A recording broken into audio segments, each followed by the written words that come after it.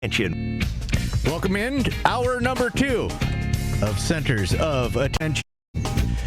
We have a special guest on the phone from us. He created the site NBA Buzz. It's Mikey Domagala. Welcome in, Mikey. How are you? Very good. It's a pleasure to be on the show. Thank you guys for the invite.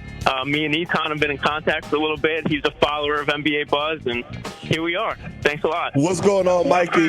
Hey, glad we finally got you on here. You're doing some great things with NBA Buzz, and I'm looking at your picture. You're young. You're like 19. Talk about how you started with that and how everything came about. You said it, my man. I've been doing it for a while. I'm 20 years old. I started it when I was 12 in 2012. I started it from zero on Facebook, and it just started growing like wildfire ever since. I'm now on Instagram and Twitter with it. I have my own show, Inside Buzz, with Mikey Domagala, where I interview NBA personnel and former NBA athletes and some current ones, and have a website through it, and I'm just trying to break into the journalism field with that backing me. So it's been a great ride. So where did the idea come from, first of all, and second of all, for a guy who's my age, how do people find it, and what exactly do you do with it? Okay, so NBA Buzz, it's an outlet for like news, stats, rumors, and very unique content. So whether it's memes or videos that are cut up in different ways to create different kind of posts. I don't want to be the standard ESPN or just the standard NBA profile. I want it to be more unique, and that was the idea. And when I was 12, I was trying to do this for other pages that were around at the time, and they kept shutting me down because I was 12 years old, And so I said, you know what? To hell with that. I'm gonna do it myself, and I'm glad I did. And to find it on Facebook, it's just NBA Buzz, and it'll be the first one with the NBA Buzz logo with the backboard and a hoop as the profile. And on Instagram, it's official NBA Buzz. And also on Twitter, it's official NBA Buzz. And on YouTube, type in Inside Buzz with Mikey Domagala, and you'll see all my videos.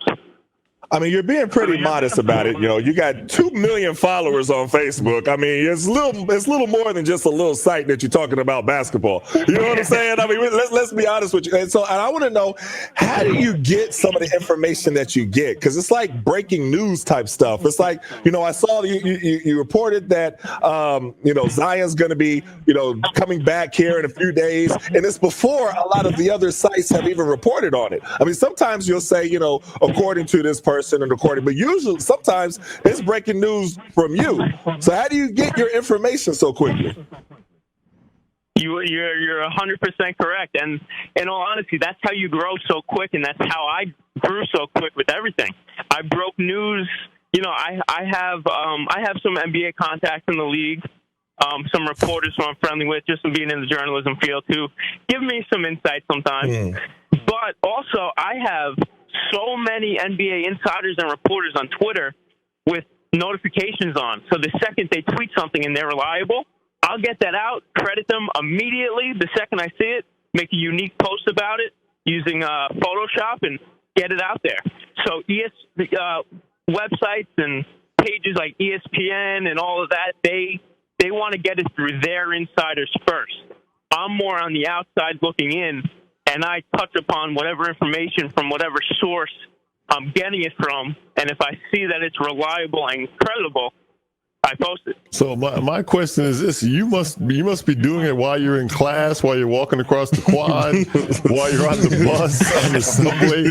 You got to be like at a moment's notice, drop down and start publishing. Oh yeah, 100%. So when I was 12, I was in middle school at the time, and I was doing that. Then all the way through high school and class, my teachers knew it. So if I had to pop out my phone, a teacher would be okay with it. Then going to college, I mean, same thing. And anywhere I am, I have my phone with me. I usually have my computer with me ready to make posts. And, it's hectic. But I got a few guys who help me out. So not all of those posts are me. Most of them are, but not all of them. So, having a few guys help me out is very, very important. But yes, 1,000%. I might be in a restaurant. I might be at a wedding, in class. You never know. I could be anywhere. You know, I like the fact that you credit your sources. You don't take credit for things that you just took from somebody else. That's one thing that really jumped out because, you know, in this world, people will take credit for something really quickly. Does that get you, you know, that your ability to be able to do that, make it a little bit more friendly, you know, with other reporters, with other, you know, sources, sites and things of that nature? Absolutely, Etan. Because, you know, I'm a young journalist myself. I'm trying to break into that world just personally, not even just through NBA Buzz. So creating those contacts, like you said, and being friendly with them and, you know, staying consistent. You don't want to push out fake news, so to speak. That'll just ruin your credibility. Right. So, yeah, being in contact with such guys and, you know, explaining them how old I am and what I'm looking to do, you know, it's all good stuff. Have players embraced your site? Have you had any players on with you? And is that something you're looking forward to doing and maybe getting content from players directly on your site? Yes, that is something I would definitely look for, but that's why I created my show, Inside Buzz.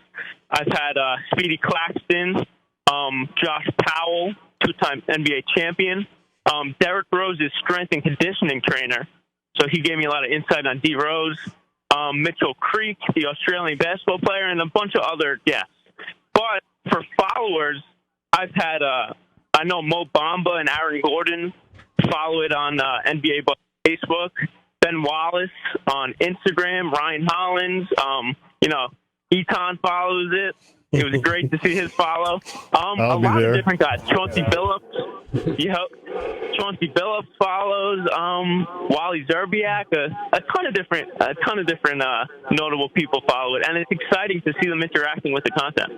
Well, that's great. You know, I love the site and I love what you're doing. You know, I love you, like, you know, giving props. Like I saw your stats. You put it up about Lonzo Ball and, you know, about guys that are, you know, I always like comeback stories. You know what I mean? So stories like Lonzo, stories like Zion, people who are, you know, making a, you know, and you know, Zion is coming back from injury, you know, but a lot of people were down on Lonzo, saying he was a bust, everything like that. And he's been playing great, to be honest with you, and you're highlighting it. So I like what you're doing. So I just want to say much respect to you, much respect to everything you're doing. I know we ran out of time real quickly, but hey, we're going to get you some more followers to add to that 2 million.